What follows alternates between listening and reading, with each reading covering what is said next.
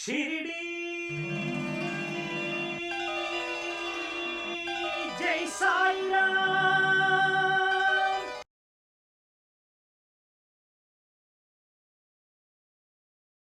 सलाम अलैकुम। वालेकुम सलाम। हाँ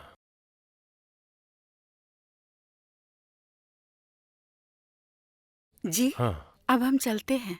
हाँ ठीक है, पर साईं मुझे दिख नहीं रहे। उनके आते ही हम चलेंगे। हाँ अमीर भाई, क्या आपने साईं को देखा? मैंने देखा है साहब, वहाँ जंगल में वो एक पेड़ के नीचे बैठे हुए हैं। चाहिए? ठीक है, आप चाहिए। मैं उनको बुला कर ले आता हूँ। आप सब लोग चलिए। हाँ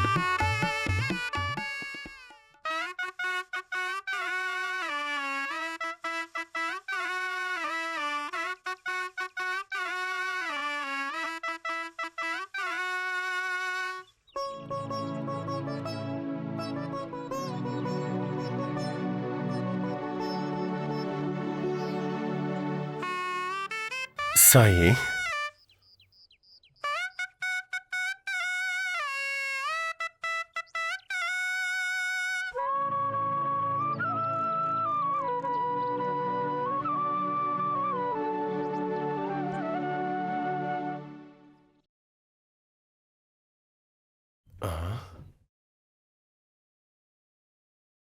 साईं आप चलिए, सारी बैलगाड़ियां प्रस्थान कर चुकी हैं। चांद भाई, आप जाइए। साईं, आपके बिना? मैं हमेशा आपके साथ रहूंगा, परंतु मेरा और इस जगह का बहुत ही गहरा संबंध है। मैं अपने गुरु की सेवा के लिए यहीं ही रहूंगा। आप ही सदगुरु हो।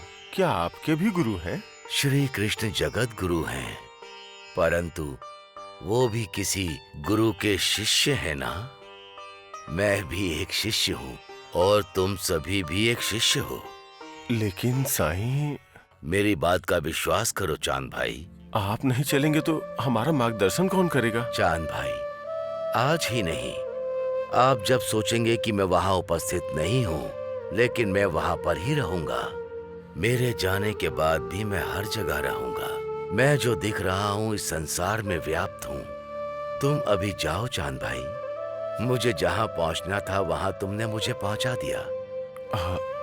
आपका उद्देश्य? यही, मुझे जहाँ पहुँचना था मैं वहां पहुँच गया।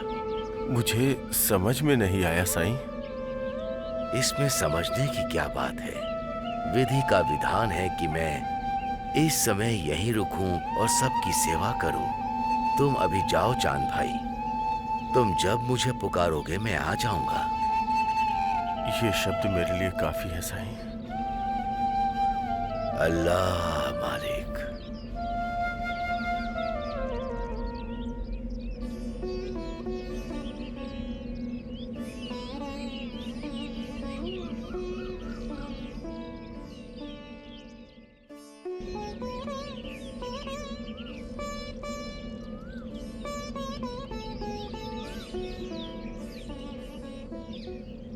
अल्लाह मालिक। तुम कुछ समझे? हाँ समझ गया। क्या समझे?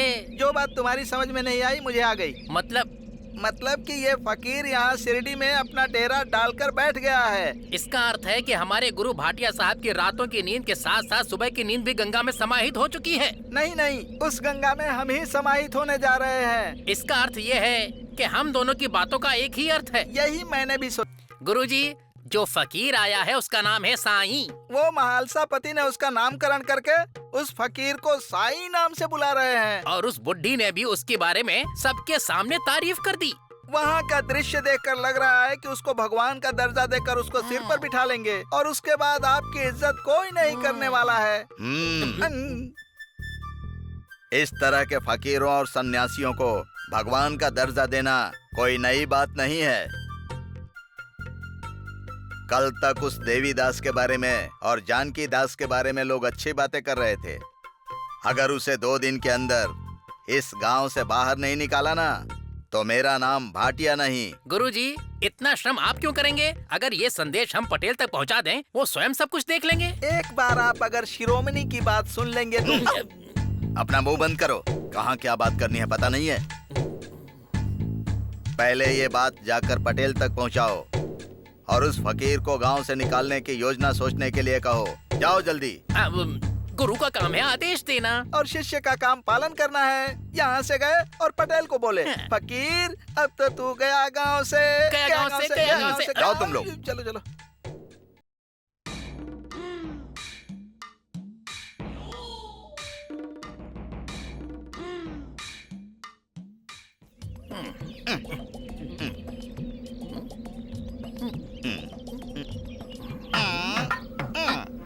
ये भाटिया तो कभी उस पटेल से मिलेगा ही नहीं। और वो पटेल कभी इस भाटिया को आंख उठाकर भी नहीं देखेगा। ये फकीर इस गांव में आया है, इस बारे में तो भाटिया जी को पता है और पटेल को भी इस बारे में पता है, परंतु एक दूसरे को पता नहीं है कि दोनों इस बात को जानते हैं। एक कहता है कि जाकर दूसरे को बताओ। भाटिया को तो हमने अपनी बात बता दी, अब बाकी बचा है पटेल। भाटिया का ये संदेश हम पटेल तक पहुंचाए या नहीं, लेकिन उस फकीर की वजह से दोनों मुसीबत में पड़ेंगे। इसीलिए पटेल को ये बात जरूर बतानी चाहिए। ये क्या कर रहा है हमें पता है, लेकिन वहाँ पटेल क्या कर रहा है चलकर देखते हैं। चलो देखें। क्या किस्मत है हमारी, इस गांव में कोई फकीर आए या कोई सन्यासी आए, इनको वो फूटी आंख सुहाता ही नहीं है। खैर जाने दो, उसकी आज्ञा मानना हमारा काम है। चलो चलो।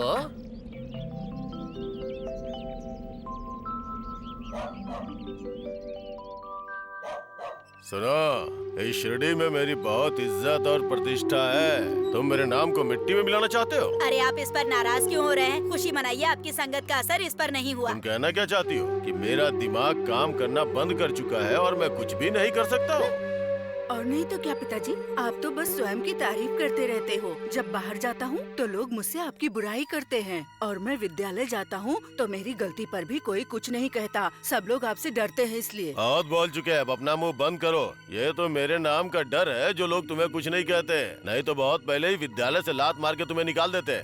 इसलिए मैं कल से विद्यालय ही नहीं जाऊँगा, आपके पीछे पीछे चलूंगा। चुप हो जाओ। तुम्हारी इन बातों का मैं क्या मतलब निकालूं? कहीं ये तो नहीं कहना चाहते कि मैं बिना बात के ही गांव में घूमता रहता हूँ? आपको अपने बेटे की जुबान से जो बात निकलवानी थी वो निकलवा दी। इसे कहते हैं अच्छा पिता। तुम अपना मुंह बंद ही रखो बेवकूफो। अगर तुम दोनों ने मेरे घर के मामले में अपना सर बीच में घुसाया ना, तो मैं सर उखाड़ के तुम्हारे हाथों में थमा दूंगा। अरे वाह वाह वाह वाह वाह वाह, आपने बहुत समझदार बेटे को जन्म दिया है। आपके बेटे के संस्कार से आपका नाम ऊंचा होना तो तय है। सच में। बेकार की बातें मत करो, जो मुंह में आए वो बोलते हो। मेरे बेटे को बीच में मत लाओ। चलो चलते हैं यहाँ से।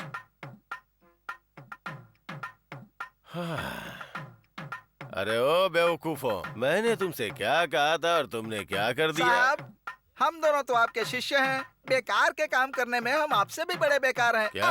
मेरा मतलब है कि हम दोनों आपके प्रिय शिष्य हैं। अब असल मुद्दे पर आते हैं।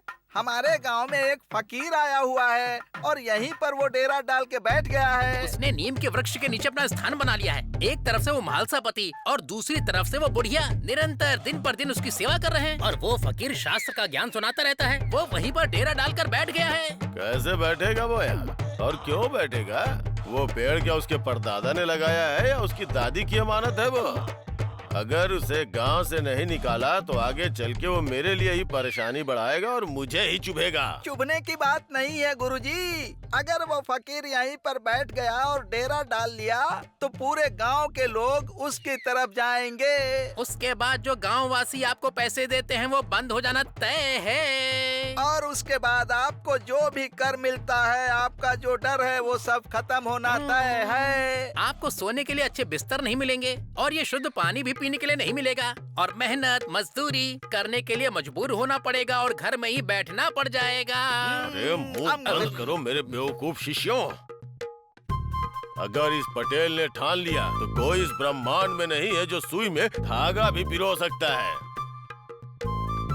फिर वो भिखारी फकीर की क्या औकात? ए फकीर, मैं क्या हूँ और क्या कर सकता हूँ तुझे जल्दी ही बताता हूँ मैं।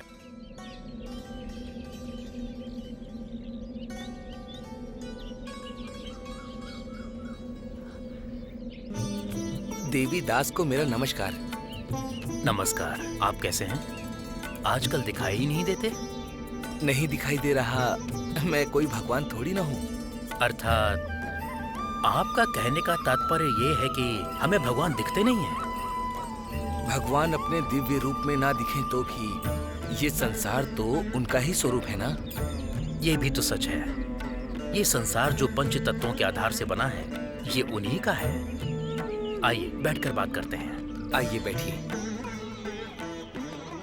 देवीदास जी, तो इस समय आपकी साधना और तपस्या कैसी चल रही है? अब मैं कैसे कहूँ कि मेरी साधना कैसी चल रही है? वो जैसा चाहेंगे वैसी ही चलेगी मेरी साधना। इस संसार को चलाने वाला केवल वही है, फिर भी इस मनुष्य को इतना हट क्यों है?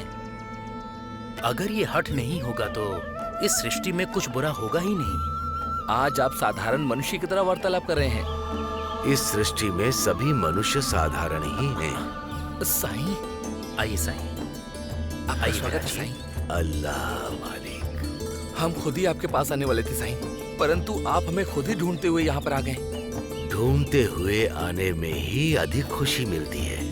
आप साक्षात ज्ञान का स्वरूप हैं, परंतु आप कह रहे हैं कि इस सृष्टि पर सभी लोग साधारण मनुष्य हैं। तो तुम्हारी साधना भी तो उसी के लिए है।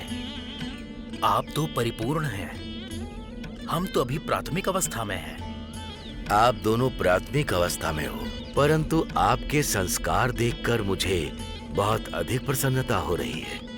आप दिखने में युवान प्रतीत हो रहे हैं, परंतु आपका ये ज्ञान बहुत बड़ा है।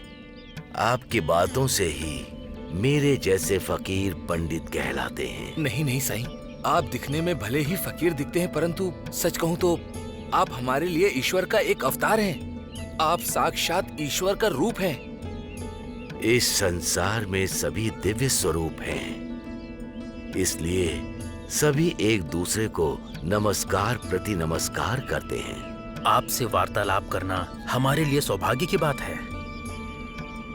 आप अपनी इस खुशकिस्मती को आप दोनों आपस में मिलाकर उस मिश्रण के स्नेह को मुझे दीजिए। वो हमारा सौभाग्य होगा।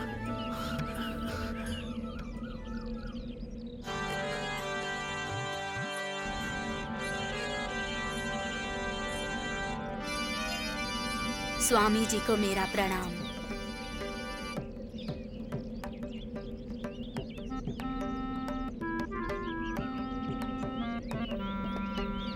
अब आप मेरे घर चलिए, मैं स्वयं आपको निमंत्रण देने आई हूँ। हाँ हाँ, आज आपके घर में स्वामी जी की पूजा है ना? हाँ स्वामी जी, आपकी ही प्रतीक्षा है। जाकर आइए ना, ये तो दैवीय कार्य है। दैव कार्य की वजह से ही इस संसार का भला हो रहा है।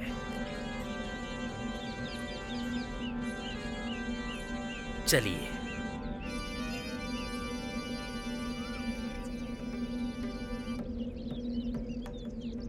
प्रतिदिन मैं और देवीदास यहाँ पर।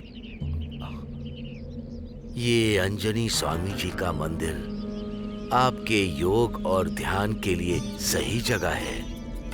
सत ब्रह्मचर्य का पालन करते हुए उन्होंने बाल अवस्था में अपनी भक्ति से ही श्री राम के दर्शन किए थे।